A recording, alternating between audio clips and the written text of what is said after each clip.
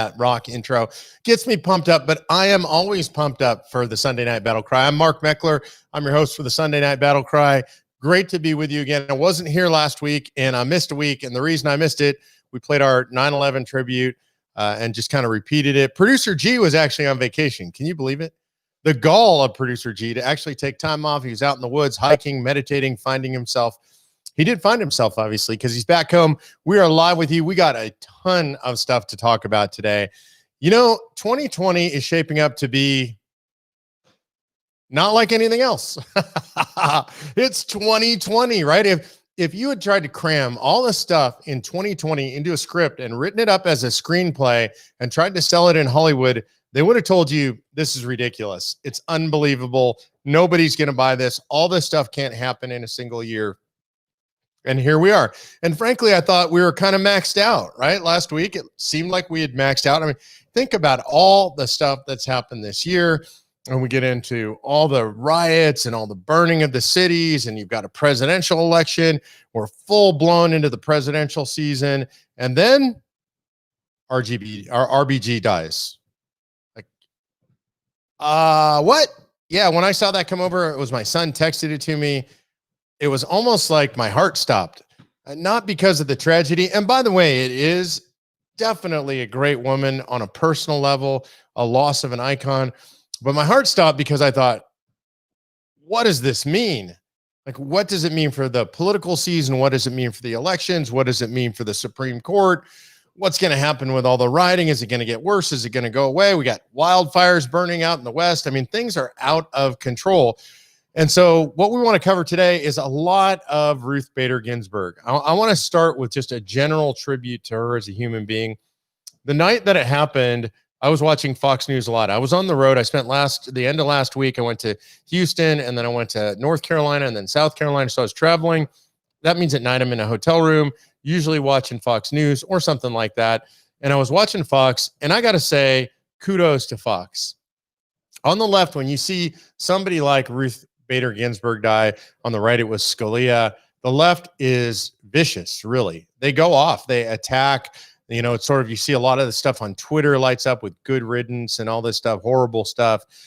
When Ruth Bader Ginsburg died and you watch the coverage on Fox News, and frankly, in all of the right-wing media, how would I describe it? I would say it was almost imbalanced, like unbalanced. It was really about what an icon she was, what a hero she was, what a good person she was.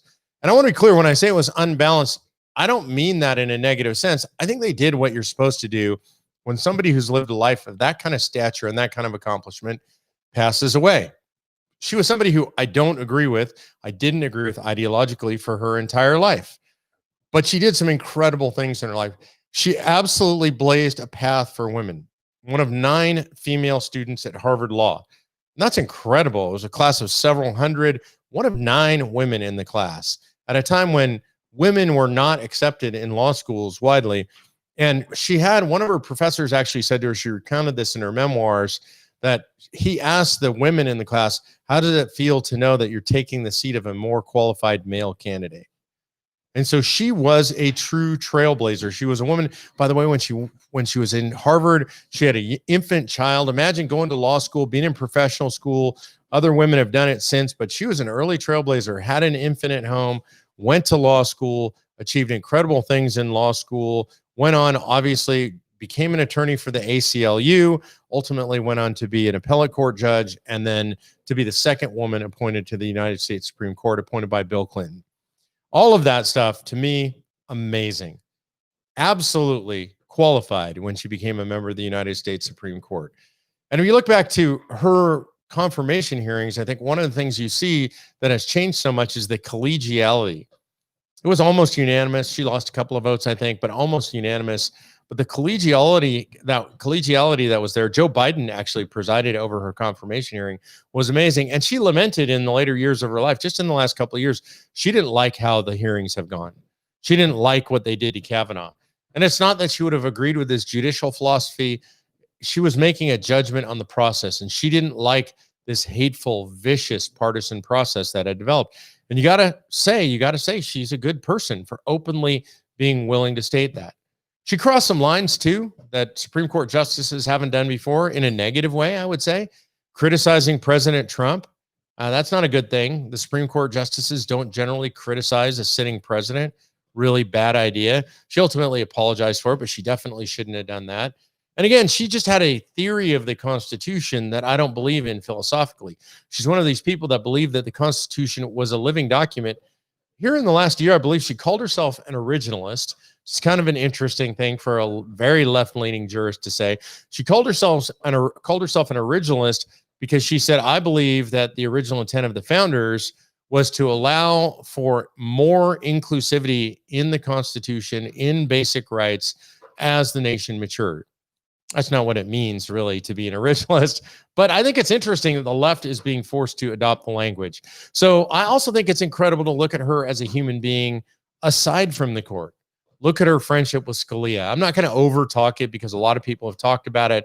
Her Scalia's son, Christopher, who is now, I think, Secretary of Labor, talked a lot about his dad's friendship with Ginsberg, about their family's friendship with her and her husband, Marty.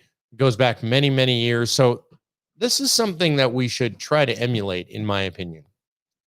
She didn't believe in hating the other side.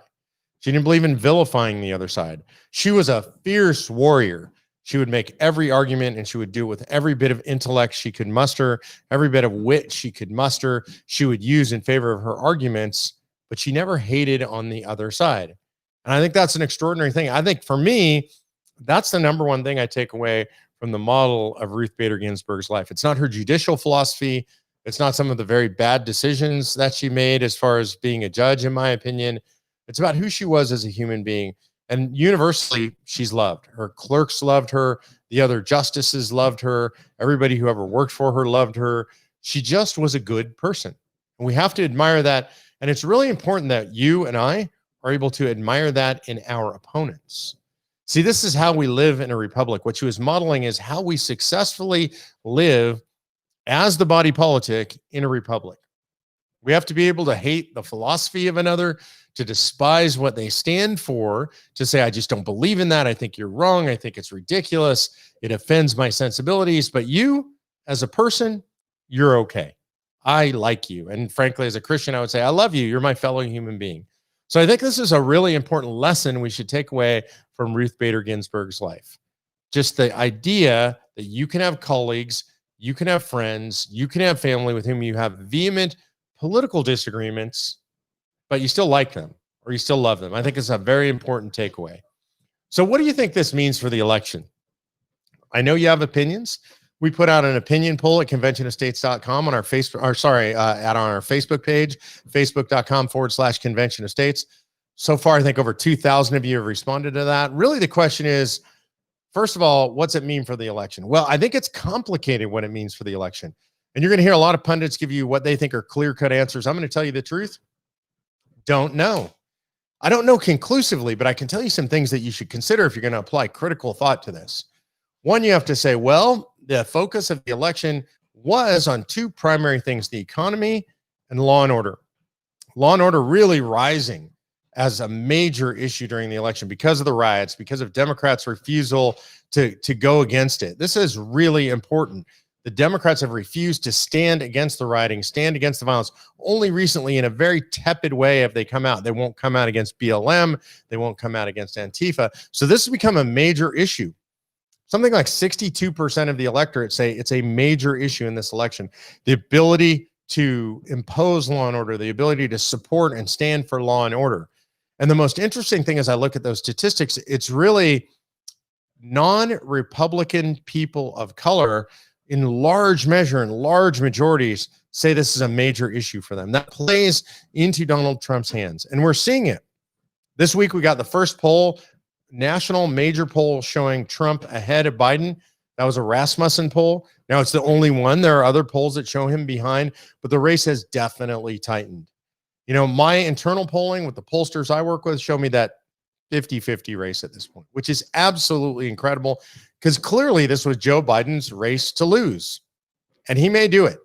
And I think Donald Trump may pull it out. And I think this Ruth Bader Ginsburg thing, it definitely plays in because now, instead of it being just law and order in the economy, Running third on the issues is the SCOTUS appointment.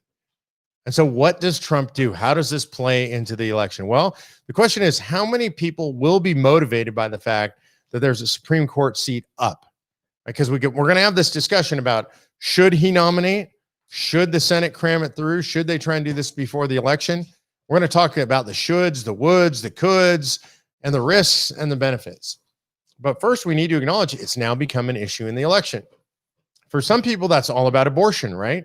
Do we get a pro-life justice on the court? Maybe giving us a pro-life majority. I don't think we're quite there. Even if we get a pro-life justice on the court, I think we may see continuing chipping away at the edges around the abortion issue, giving more power back to the states. Still doesn't seem to me like we're going to have a solid enough majority to overturn Roe versus Wade. I don't think that's what this is about. I think the left will make it about that, but I don't think that's really what it's about. Okay, so it's going to affect the election. It's going to drive out people like us, right? You were all going to vote anyway, but conservatives who might not have voted before, evangelical Christians who might not have been as invested in voting, Catholics who might not have been invested in voting, might be invested in voting on the life issue because there's a justice at stake. And it's become more real, more poignant, obviously, now with her death than it was just knowing that she was ill. So we know Trump's going to get this appointment. He has the right to appoint right now. The question is, does he hold on to that? Does he appoint before the election? Does he appoint immediately after the election if he doesn't win and he's lame duck? Or does it go to Joe Biden? Or, as they have said, to the Harris-Biden administration? It definitely is factoring into this election, and you can't ignore it. It's part of the puzzle now. What was already a very complex election has become more complex. Let's talk about the various options that Trump has as we go into this. And again, you can take a poll about what you think should happen. You can go to facebook.com/convention of states, take the poll there, tell me what you think. I'm interested in your opinion. So one option is that Trump immediately nominates something. I think we're going to learn something tomorrow and the next day. He immediately nominates somebody. Amy Barrett looks like the most likely choice, but he's got a long list now, I think 20, what I would say very qualified, highly qualified candidates. Does he nominate somebody Monday, Tuesday, Wednesday, and get immediately into the confirmation process? That's a possibility. Does he say, I'm going to nominate from my list, but I'm going to do it after I'm reelected? That's another possibility. So what are the pros and cons? I think one of the pros of getting it done is, I think you, from what I can tell from the polling last time I looked, it was 92% say he should do it. And he should do it immediately. They say he both has a legal right and it's a historic opportunity to continue to tilt the court in a conservative direction. So I know that the people, generally speaking, the grassroots, really want him to do it. The question is, what does the rest of the country think? What do the people who are not necessarily part of the activist space think about it? And if you look out there, it's a little bit more mixed. I think it's just a slight majority think that he shouldn't. Definitely a majority of Republicans think he should, but a slight majority overall think that he should not appoint right now. Now, you'll hear cries of hypocrisy. You're going to hear the left saying, you are hearing the left saying, that they wouldn't allow Obama to appoint Merrick Garland. There was much more time for that appointment than there is for this one. And so now if the Republicans ram one through, if Trump rams one through, that's hypocrisy. There's a fundamental difference between those two appointments that it's really important you're aware of. There's actually no hypocrisy at all, because at the time Obama was trying to appoint Merrick Garland, the Senate was held by Republicans. So we had divided government, right? You have Republicans holding the Senate where you do advise and consent, Democrats holding the White House with President Obama, and the Senate had every right to say, we're just not going to hear that right now. I understand Democrats were pretty upset about that. I understand why they would be. But that's how the process works. And it was perfectly legal and perfectly rational for Republicans to say, hey, we want the people to decide whether there should be unified government before we do this next appointment. And guess what? The American people decided unified government, right? They gave the presidency to Donald Trump. The Republicans retained the Senate. So the American people spoke about who they wanted to appoint and confirm the next justice of the United States Supreme Court. So that's where we get Kavanaugh and the Kavanaugh hearings and all this mess, right? I'm sorry, it's Gorsuch first. That's where we get Gorsuch and the Gorsuch hearings. And then we get Kavanaugh, and now here we are. But now, still, Republicans hold the presidency and they hold the Senate. And the president retains the power to nominate. He's president all the way through the election. In fact, Ruth Bader Ginsberg, during the last round, said the president is the president for all 4 years of his term. By the way, that would go for the senators. The senators are the senators for all 4 years of their, or 6 years of their term. And so that means right now the president has the absolute right to nominate and the Senate has the right to confirm on whatever schedule they set. And so there's no hypocrisy. They can get it done. The question is, should they, and how will it play? Some Americans are going to see that as hypocrisy and be frustrated by it. It's not really most Americans when it comes to the activist base on our side is going to say he should do it. That's what I'm seeing. At least that's what you're telling me. So all this stuff comes into play. Now, if you're the president or the president's advisors, you're listening to your base. You're listening to people like you saying, yeah, go do it right now, immediately. You're listening to that. You're looking at the polling, and you also have to be thinking about Senate elections. This is really important. The Senate has its advise and consent role. They'll be sitting there listening to the testimony. They'll be interviewing whoever the nominee is before the testimony, before the live hearings, and they won't be out campaigning. All right, now think about that. That's a big deal. We're in the last 45 days before the election, and they're going to be pulled off the campaign trail, and they're going to be put in Washington, D.C. This is going to have a different effect race by race. It just depends on who we're talking about, what state we're talking about. You know, Tillis in a very close race, right? So is it better off for him to be on the trail or him to be in Washington, D.C.? Collins, very close race, on the trail or in Maine? It's hard to say, right? And so you have to look at the races one by one to think about what would be the political effect of pulling the Senate off the trail and putting them back in Washington, D.C. So a lot to consider. Smart people in Washington, D.C. I know those two things don't usually go together, but there are smart advisors that are going to be considering this in the presidency or in the president's administration, in the campaign, trying to figure out what the heck is going to happen. So I'm going to be watching. You'll be watching. I don't really have any predictions, although right now, if I had to predict whether they're going to put a nominee forward, Trump sure sounds like it. He said he's going to do it. McConnell sounds like he's ready for it. Cruz is promoting it. We've already got, what do we have? Collins up in Maine and Murkowski in Alaska, far ends of the country, have both said, no way, not going to go for it. So the Republicans can really only lose one more. So Romney, Tillis, Joni Ernst, people in close races, I don't know, hard to say. All right, so now the question is, where's Joe Biden? Where is Joe Biden? You know, there are these incredible boat parades taking place all over the country in favor of Donald Trump. There are car parades taking place. Trump's doing huge rallies all over the country, huge rallies. Unbelievable. I don't know if you guys saw what happened in Fayetteville, North Carolina. It was huge. It was huge. Thousands and thousands of people out there. He riffed for hours, it seemed like. He's actually a pretty good stand-up comedian. So had a lot of funny stuff, celebrated a lot of stuff, celebrated his incredible victory in the Middle East. Did you guys watch that? It's like, I don't want to overlook that with all this other stuff going on, with Ruth Bader Ginsberg dying, with everything going on in the world. Incredible historic peace treaties in the Middle East. Peace is breaking out all over the Middle East. Peace between the UAE and Israel, actual formalization of relations.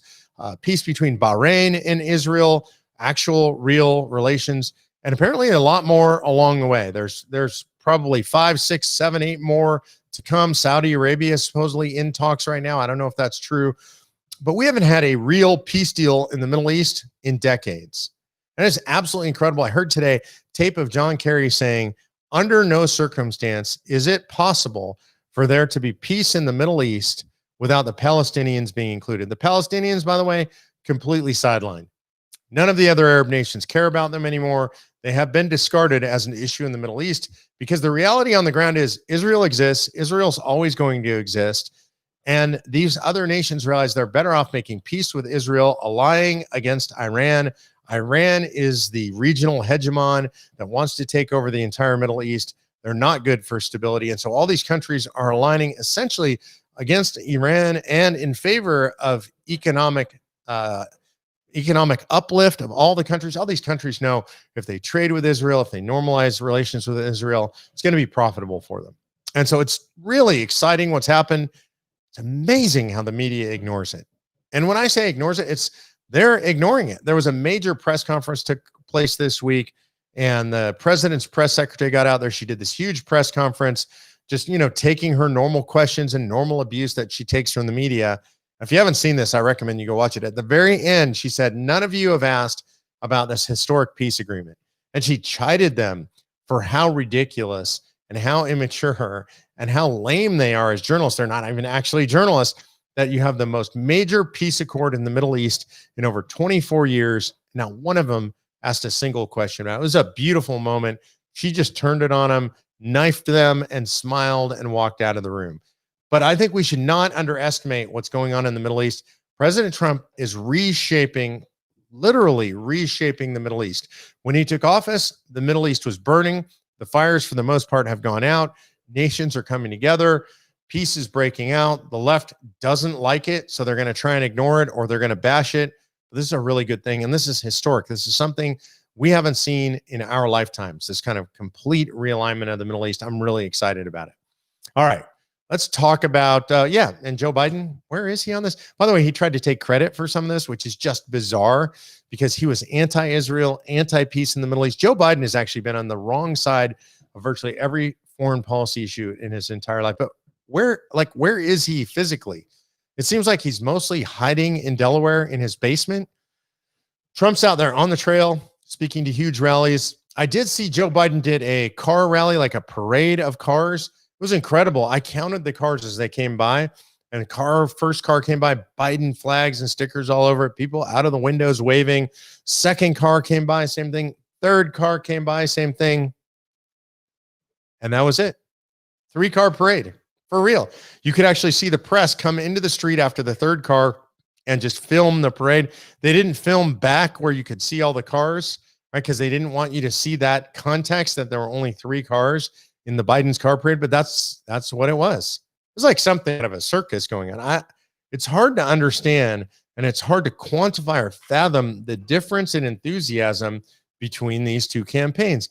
Really important. And when I say this to you, I'm just analyzing. I'm not saying it as a Trump fan. I'm not saying it as a Biden basher. I'm just saying doesn't seem to be any enthusiasm for Biden. And also, I think Biden supporters, generally speaking, kind of hiding in the basement, literally hiding in their houses, scared to come out. Trump supporters out there celebrating life, celebrating the country. I saw something else really interesting video this week from Canada. 70,000 people marching in a pro-Trump march, carrying American flags, carrying Trump flags, and chanting USA in Canada. And one of the commentators on this particular video said, Mr. Trump, if you were running in Canada, I think you'd win here too. It's really incredible, this phenomenon. And what you look for in a campaign, which is really interesting to me, is you look for momentum. And as a candidate, what you're looking for is hitting your momentum right before the election, right? Seeing momentum build to the election. And that's what you're seeing in the Trump campaign right now. That's why I said you're seeing the polls are leveling out. You're seeing Trump campaign gets momentum. Biden campaign appears to be, I was going to say grinding to a halt, but it doesn't seem like it ever had momentum. And I think the reason is that the left is not very enthusiastic about Joe Biden. The left's enthusiasm, it is inspired by their hate of Trump, not by their love of Biden. And I have to say, this is something that people say all the time on the left, but love Trump's hate, right? And so people love Donald Trump on the right, a lot of people, and that's elevating him, and it's elevating his campaign and excitement for his campaign that's palpable that you just don't feel on the left. So it seems like there's momentum out there for Trump. By the way, I also saw like kind of the flip end of this 75,000 people marching in Canada.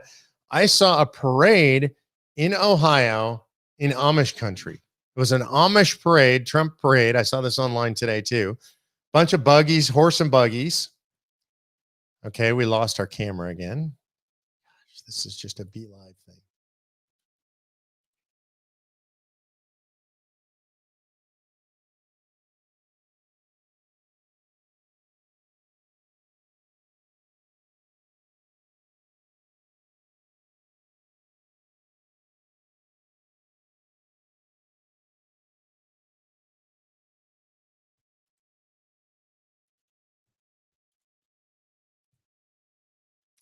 All right, sorry about that little camera glitch. So I saw all these buggies going down the street, horse and carriage. It's Amish country in Ohio, a Trump parade. I didn't even know that those people are political at all. I didn't know the Amish get political, but pretty interesting to see that. You go from boat parades in Austin and New Jersey and all these places to a horse and buggy parade in Amish country in Ohio. So I think that kind of tells you a little bit about the enthusiasm, the relative enthusiasm of the campaigns. I think that's really important. You got to pay attention to momentum in a campaign. It matters a lot. So I'm looking at some of the comments that are coming in. Let's see. Chuck Aiken says the campaign's on fire. Let's see. MJ Sabol says vote red or lose America. Well, there's a lot of campaign stuff flying in here. Biden waving it. Nobody got fact checked and covered up. Who will be president if it goes to court, then the Supreme Court, and it ties 4-4?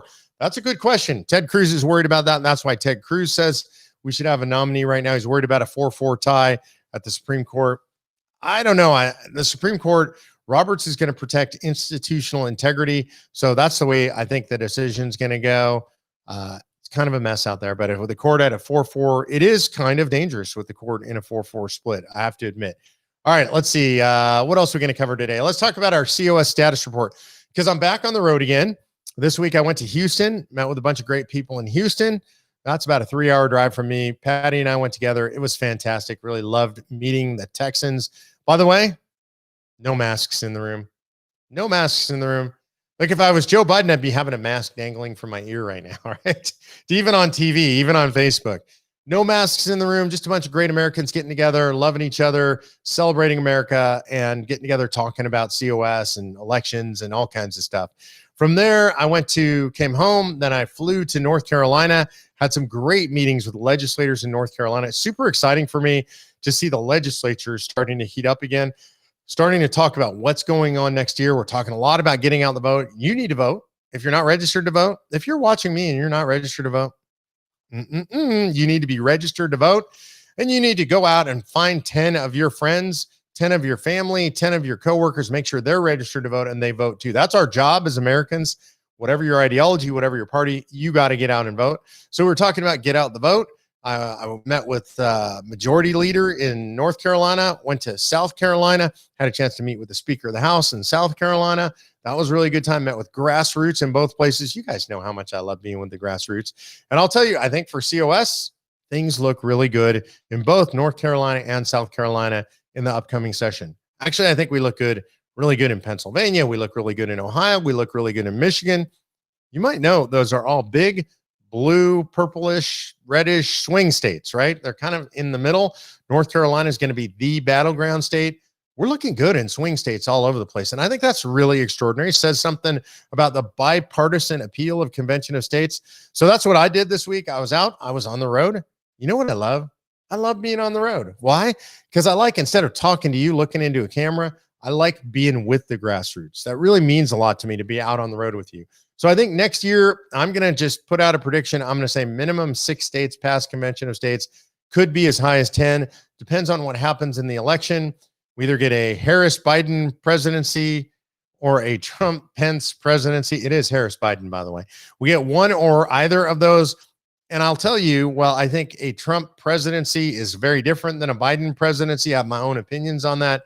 Either way, I think it's good for Convention of States. If it's a Biden-Harris, Harris-Biden presidency, I think people are going to be looking for a solution outside Washington, D.C. People like you and me, maybe even people who aren't on our side right now. And if it turns out that it's a Trump presidency, well, this cements his legacy, right? Taking power away from D.C., giving it back to the people. He's talked about term limits. He's talked about limiting the power of Washington, D.C. That's something we can do. So it seems consistent with a second-term Trump presidency. All right, I'm going to go to Q&A right now. And I know Producer G has put a bunch of questions for me. I'm watching your questions come in real time, but Producer G gets a bunch of them from Facebook as well. So let's see what he says. First, he said, the first one is from John Marks asking, do you think the silent majority will show up at the polls? Yes, yes, and triple yes. And the pollster we work with, Robert Cahaley Trafalgar Group, he's an incredible master of polling. He knows how to measure this stuff. That's why he was the most accurate pollster in 16 and 18. He called DeSantis from Florida when nobody else did. He's calling it 50-50 right now and trending for Trump because of these silent people that are out there, these people that won't admit that they're for Trump, but we're starting to see more and more of them admit it. I just saw a sort of unofficial online poll, 45% of gay men say they're voting for Trump. So that's an incredible statistic, very interesting. We're seeing statistics in the Black community, statistics in the Hispanic community. I think we're going to see record numbers of unusual constituencies for the Republican Party voting for Donald Trump. So, yeah, I think the silent majority is definitely going to show up at the polls. And by the way, it's up to you to make sure that happens. That's what I'm talking about. Go out, get people registered, make sure they vote. That's how we make sure the silent majority is out there. Let's see. Jack Dillander says he can appoint up to 3 justices, right? Jack, there's no limitation. I mean, literally, if all 9 of them retired, he could appoint 9 of them. So this would be his 3rd. He can appoint as many more as come up. Let's see. Charles Cole says, how much longer will President Trump put up with Antifa? I don't think he's putting up with Antifa. I think if you're asking about when will he send in federal troops, I don't think that's going to happen anytime soon. And I think that's the right move. But what you see is Attorney General William Barr prosecuting folks in these places for federal crimes. And that shows he's not putting up with it. Let's see. Jack Dillander says, why do we need Congress if we can all vote via computer? Jack, because that would be majoritarian rule. That would be pure democracy. The founders feared that. What happens when you get a pure democracy is you get tyranny of the majority. They can impose their will on the minority. That's why we have a republic. That's why we have distributed representation to prevent a tyranny of the majority. So we definitely don't want direct voting. Edna Kruger wants to know, what issues should we focus on in Texas? Edna, if it was me right now, open the damn state, Governor Abbott. The hell is wrong with you? Pretend you're a conservative. That's what we should be focused on. Second is the election, getting out the vote. And in the election, I think Texas are law and order folks. We should focus on law and order. Mary Day Smilson says, where is Hayden Biden? I don't know the answer to that one, Mary Day. Let's see. Chuck Aiken says, hey, Mark, this is Chuck from Kansas. Will we get COS passed here? Chuck, I think we look really good this year. A lot of maneuvering going on. You know, you guys have that 2/3 rule. We're working on a rule change there. But I think we ended up with a better majority. I think we're going to get an even bigger majority coming out of the general election. So I think we look really good in Kansas this year. Let's see. Who else do we have here? Who will be president if it goes to court and then to the Supreme Court and it ties 4-4? I don't think that's going to happen. Who will be president? Yeah, we've never had that happen, so I can't say. Sebastian Porcena says, Mark, is it possible to add a provision to the First Amendment that says judges shall have jurisdiction at all levels of government in suppressing the freedom of religion, of religious expression of citizens, unless it threatens the lives and properties of other citizens during the Convention of States? You know, Sebastian, maybe I'd have to think about that. You have to be able to limit the power, scope, and jurisdiction of the federal government. The way you proposed it might do that. You're a smart guy. We're going to have to look into that. Somebody else said my dogs are really cute. Of course they're really cute. You can see him back there. That's Levi on the couch. By the way, I know he blends in. That really is a couch and there really is a dog. That's Gideon on the floor. They're my buds. They're always here with me. You can see they're just kind of wild things back there, right? It used to be in the old days, they get really excited when I did podcasts and they kind of come and bug me. Either they're getting older, I'm getting more boring. I don't know what it is, but I do know we're over time here. I try not to do that to you guys. I really appreciate you being here with me. If you're not already signed up for Convention of States, go to conventionofstates.com, sign the petition, donate, okay? Seriously. Everybody's giving money to political campaigns, but we're the long-term gain. So if you want to save the country, if you want to make sure you preserve the republic, if you want to be remembered in American history as one of the people that did the right thing when other people wouldn't, go to conventionofstates.com.